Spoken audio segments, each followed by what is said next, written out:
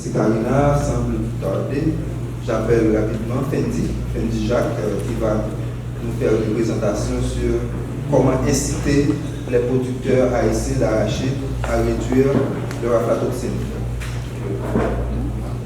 Alors, Fendi est ingénieur agronome, licencié en agronomie à la FAFV. Il a aussi une maîtrise en agroéconomie et développement rural à l'Université Laval. Et actuellement, Fendi travaille comme consultant au projet AFLA dans le Nord. Et il est aussi professeur à temps partiel à la faculté d'agronomie et de médecine vétérinaire.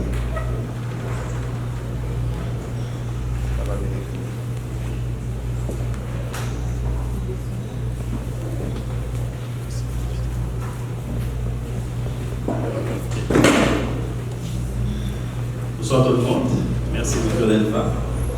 Donc, je vais vous faire une présentation sur encore les aflatoxines. Donc, le titre de la présentation, c'est réduire des incitatifs économiques auprès des producteurs haïtiens pour réduire les aflatoxines. Donc, ce travail, je l'ai présenté à l'Université Laval, donc c'était pour mon travail de maîtrise. Donc, il travaille sous la supervision de Maurice Doyon, qui n'est pas présent.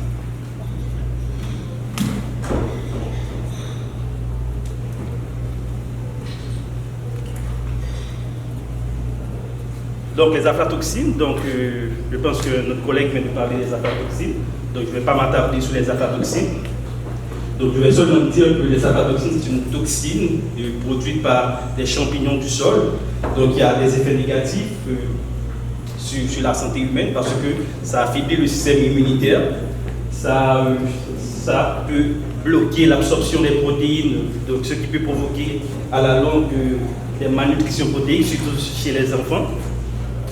Donc les aflatoxines aussi, donc est cancérigène, donc ça provoque le cancer du foie. Et ce cancer, c'est le 6e type de cancer qui est le plus répandu dans le monde. Donc, et au final, donc, on sait que les aflatoxines peuvent causer la mort. Donc en Afrique, par exemple, au Kenya, donc, il y a une épidémie qui a causé 125 cas de mort donc, à cause de la consommation d'aliments qui étaient hautement contaminés aux aflatoxines. Donc on sait que plusieurs denrées agricoles sont exposées aux aflatoxines, en particulier les céréales comme le maïs et aussi les arachides. Donc ce travail est concentré sur les arachides parce que l'arachide est un produit qui est très important en Haïti. Donc c'est une filière par exemple dans laquelle travaillent environ 130 000 producteurs et entre 3 000 et 8 000 autres personnes travaillent sur la filière arachide en Haïti. Donc, c'est également une culture de rente, c'est-à-dire les agriculteurs tirent un revenu assez intéressant à partir de la vente des arachides. Et également, c'est la deuxième source de protéines alimentaires des ménages haïtiens. Donc, après les haricots, ce sont les arachides qui fournissent beaucoup plus de protéines aux ménages haïtiens. Donc, cette filière, la filière arachide, pèse environ 40 millions de dollars, donc c'est pas rien. Et presque la totalité de la consommation d'arachide en Haïti est assurée par la production locale. Donc c'est une production assez importante qu'il faut protéger. Donc comme on a déjà vu dans les autres présentations, donc il y a pas mal de moyens pour pouvoir contrôler les aflatoxines. Par exemple, les grands pays, par exemple, ils ont pu contrôler donc, la contamination aux aflatoxines. Donc il y a des moyens existants qui leur permettent de contrôler la teneur en aflatoxines des aliments. Cependant, pour ces pays, donc ces méthodes sont le plus souvent coûteuses et non adaptées aux pays en voie de développement comme Haïti. Donc cependant, il y a d'autres méthodes qui sont accessibles aux producteurs haïtiens. Donc ce travail-là visait à regarder quels sont les facteurs qui peuvent encourager les producteurs haïtiens à adopter des méthodes accessibles et abordables. D'où l'objectif de ce travail, donc, qui a été de déterminer les incitatifs économiques pouvant amener les producteurs haïtiens d'arachide à adopter des méthodes de lutte efficaces contre les aflatoxines. Donc nous avons considéré les deux pans du marché. Donc tout d'abord nous avons étudié les producteurs donc pour pouvoir quantifier les incitatifs économiques qui leur permettraient d'adopter les méthodes qui sont reconnues efficaces et à lutter contre les aflatoxines. Nous avons aussi regardé du côté des consommateurs pour voir est-ce que les consommateurs haïtiens valorisent les produits qui sont de qualité, donc quoique les aflatoxines ne sont pas visibles, donc ce sont des caractéristiques non visibles. Donc, et au final, c'est essayer de rapprocher les deux côtés pour voir si on peut faire une adéquation entre l'offre et la demande.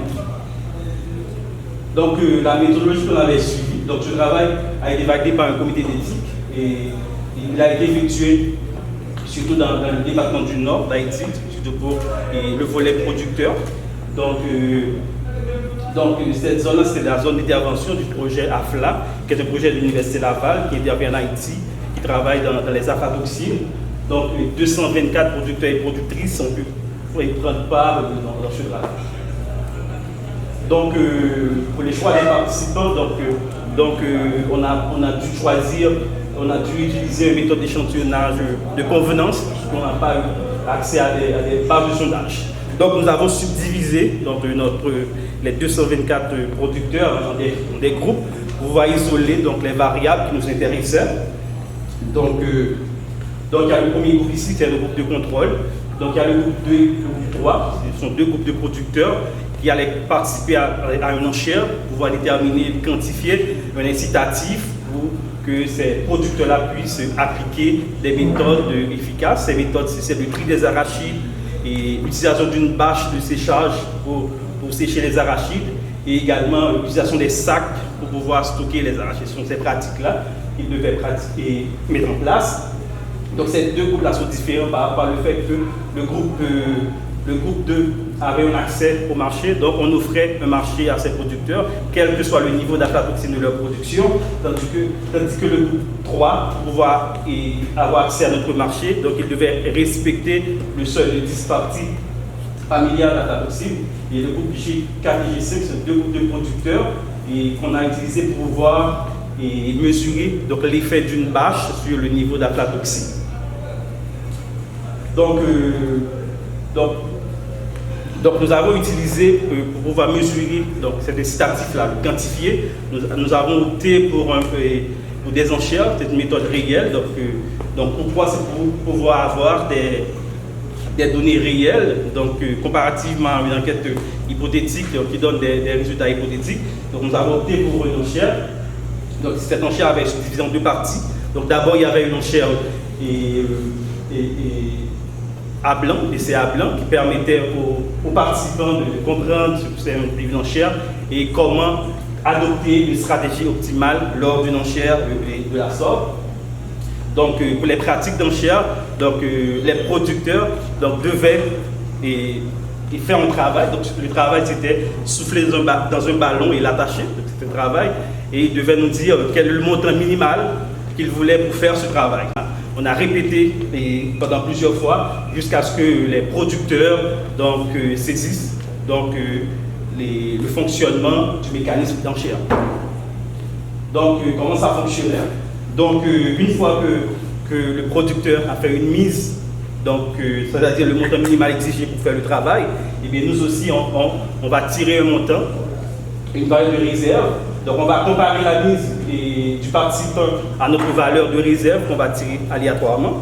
Donc si notre valeur est supérieure à la mise du participant, de la participante, donc il y a transaction. Donc une fois qu'il y a transaction, le producteur va recevoir le montant inscrit sur la valeur de réserve. Il va l'utiliser pour acheter des articles qu'on avait présentés. On ne voulait pas donner de l'argent aux participants, donc on avait des articles, donc ils pouvaient acheter des articles avec le montant gagné. Donc ici, donc la mise est supérieure au montant qui est tiré aléatoirement. Donc là, il n'y a pas de transaction et le participant ne reçoit rien. Donc ça c'est l'essai à blanc. Donc pour la réenchère, la première étape c'est qu'on a décrit le travail, donc le vrai travail. Donc il s'agissait de sécher les arachides sur des bâches, de faire un tri, donc suivant un protocole, également d'entreposer les arachides dans des sacs appropriés qu'on leur a donnés. Donc les agriculteurs devaient nous dire quel montant minimal qu'ils exigent pour pouvoir mettre en pratique ces bonnes pratiques agricoles. Donc, comme pour les CA blancs, donc c'est pour la décision, c'est la même chose. Donc, le producteur va nous dire le minimum qu'il exige pour agir, donc le minimum exigé pour faire, donc et mettre en place ces pratiques. Et nous allons faire un tirage aléatoire, donc qui va désigner un montant de réserve. Nous allons comparer la mise, donc la mise du producteur, donc avec le montant qui est tiré aléatoirement. Donc, s'il y a transaction, donc si le montant tiré est supérieur au minimum demandé, donc il y a transaction, et le producteur reçoit le montant qui est sur le jeton qui est notre valeur de réserve. Donc, et ce montant est utilisé pour payer des services agricoles, soit des semences, soit le labourage ou encore l'achat d'autres intrants agricoles. Donc, si toutefois le minimum exigé pour agir donc, est supérieur à notre valeur de réserve tirée aléatoirement, donc là, il n'y a pas de transaction. Donc pour les pros et les consommateurs, nous avons enquêté une centaine consommateurs au niveau de l'aire métropolitaine de Port-au-Prince et du Cap-Haïtien. Donc la sélection a été faite sur une base de probabilité au niveau des supermarchés. Donc nous avons ciblé un marché niche, qui sont les consommateurs des supermarchés, donc du secteur formel. Donc pour nos résultats. Donc tout d'abord, nous avons mesuré donc, le consentement à recevoir des producteurs pour appliquer les bonnes pratiques agricoles contre les aflatoxines. Donc nous avons eu deux groupes.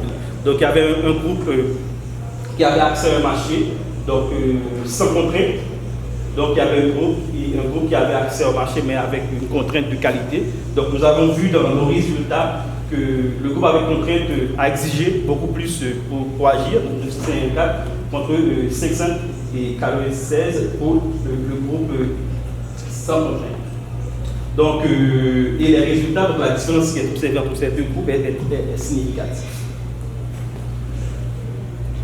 Donc, nous allons voulu également détecter donc, les facteurs qui influencent donc, les mises des participants. Donc, pour cela, nous avons dichotomisé donc, les mises des participants. Donc tous les mises supérieures à 700 étaient codées 1 de notre modèle et les autres étaient codées 0. Donc, qu'est-ce que nous avons trouvé? C'est que donc, la contrainte d'accès au marché, la contrainte de qualité, donc, est significative. Donc, un agriculteur qui a une contrainte de qualité d'accès au marché, donc il y a 4 fois plus de chances de miser un montant qui est supérieur à 700. De même, donc, le fait que le producteur ait connaissance de l'aflatoxine, donc ça aussi fait augmenter donc, leur consentement à recevoir. Et également, le fait que l'arachide soit la culture principale du producteur, donc c'est un facteur aussi donc, qui fait, donc cette fois-ci, ça fait diminuer donc, la mise. Donc si l'arachide est sa culture principale, donc ça fait diminuer donc, son consentement à recevoir pour appliquer les bonnes pratiques agricoles. Donc, nous avons aussi mesuré donc, le taux d'aflatoxine de ces producteurs donc, et essayer d'identifier quels sont les facteurs qui ont favorisé, qui sont liés à la qualité. Donc, nous avons identifié deux groupes de facteurs. L'ensemble des facteurs qui sont liés à la qualité, donc, et d'autres facteurs qui sont liés à la mauvaise qualité. Donc, par exemple, nous avons la main-d'œuvre, la qualité de la semence, l'expérience de l'agriculteur et l'éducation de l'agriculteur qui sont des facteurs donc, qui sont liés donc, à la qualité et les arachides récoltés. Donc pour la main-d'œuvre, on a vu que si une personne en plus au ménage donc, fait qu'il y a presque 2 fois plus de chances d'avoir un arachide de qualité, donc avec moins de 10 parties par milliard. Donc la qualité de la semence aussi, donc ça c'est très important dans notre modèle. Donc le fait que la semence utilisée était une semence de qualité, donc on a vu que donc, la chance d'avoir des arachides de qualité est multipliée presque par 8. Donc il y a aussi des facteurs qui sont liés à la mauvaise qualité. Donc si la parcelle a été attaquée par des maladies, donc ça c'est un facteur donc, qui est lié négativement à la qualité des arachides. Donc il y a 2 groupes qui ont bénéficié d'un ensemble d'accompagnement. Donc nous avons essayé de voir l'effet de ces accompagnements sur la teneur en aflatoxine. Donc ces 2 groupes qui ont reçu un paquet technique. donc le coût de contrôle. Donc il y a une différence de 15% au niveau du niveau d'aflatoxine qu'on a mesuré, mais cependant, donc il n'y avait pas de différence significative entre ces deux groupes. Donc pour les groupes G4 et G8, ce sont les deux groupes qui ont bénéficié. Il y a le groupe qui a bénéficié d'une bâche. Donc là, on a mesuré l'effet d'une bâche sur la teneur en aflatoxine retrouvée dans les arachides. Donc le fait d'avoir une bâche, donc il y a une différence de 63% donc, entre les deux groupes. Donc cette différence observée est très significative. Et d'autres recherches ont trouvé ces mêmes résultats en utilisant des bâches pour sécher les arachides. Donc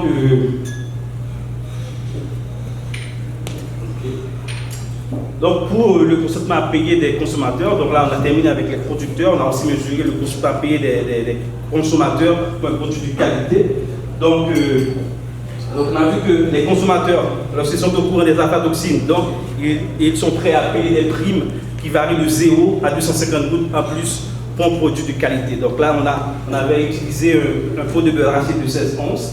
Donc la prime moyenne était de 52 gouttes, c'est-à-dire pour un produit de qualité. Donc ces consommateurs étaient prêts à payer jusqu'à 52 gouttes en plus pour s'assurer que le beurre d'arachide est de qualité. Donc on a mesuré l'effet de la connaissance de l'aflatoxine sur cette prime. Donc on a vu que la connaissance n'a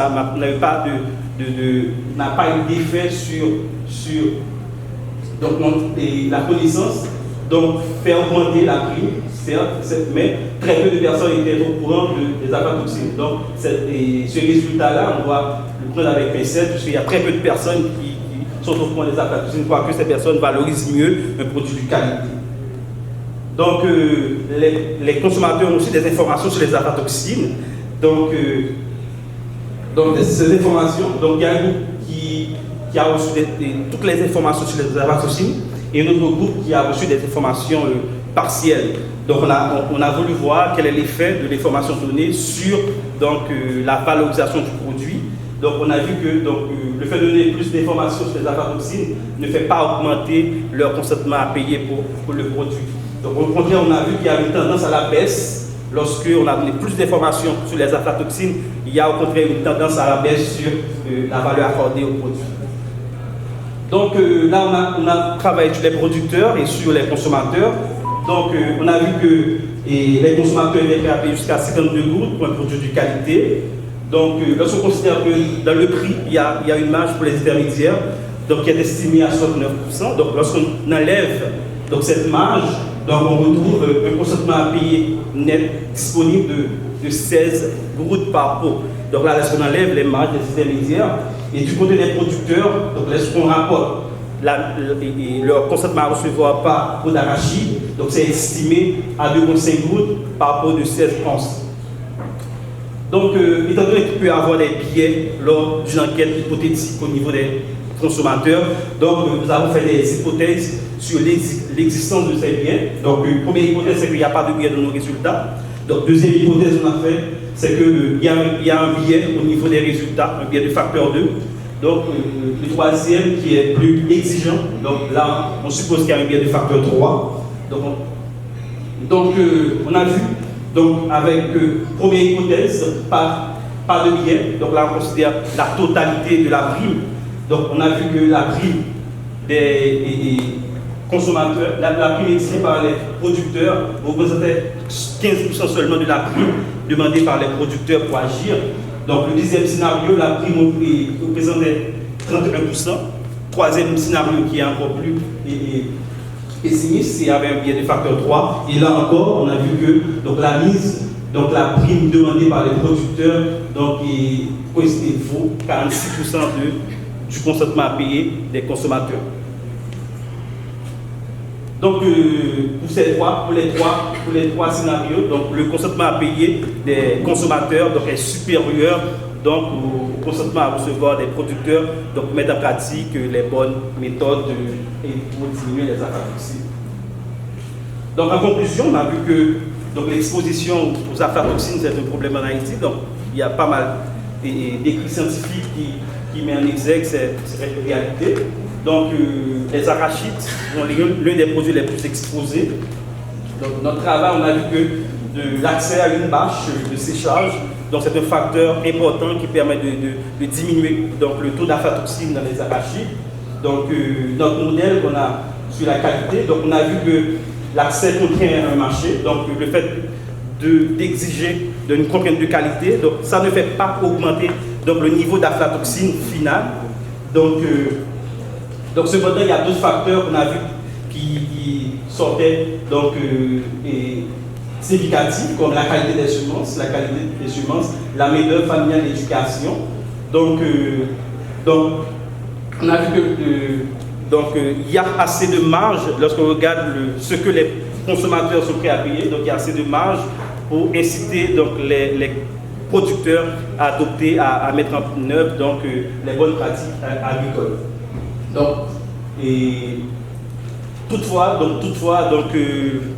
il y a certaines limites à ce travail. Donc, tout d'abord, donc, le nombre de producteurs avec lesquels on travaille est faible. Donc, c'était seulement dans le nord du pays. Donc, on ne peut pas généraliser au niveau du pays. Donc, également, on n'a pas pris en compte les effets des variétés d'arachides. On sait que donc, les arachides peuvent réagir différemment et suivant donc, les microclimats. Donc, au niveau des consommateurs, on a considéré seulement un marché niche, c'est le marché des consommateurs qui achètent dans les supermarchés. Donc, là aussi, donc, il y a moyen de réaliser ce même travail en prenant le marché donc, informel qui est le plus important. Donc, sur ce, je vous remercie.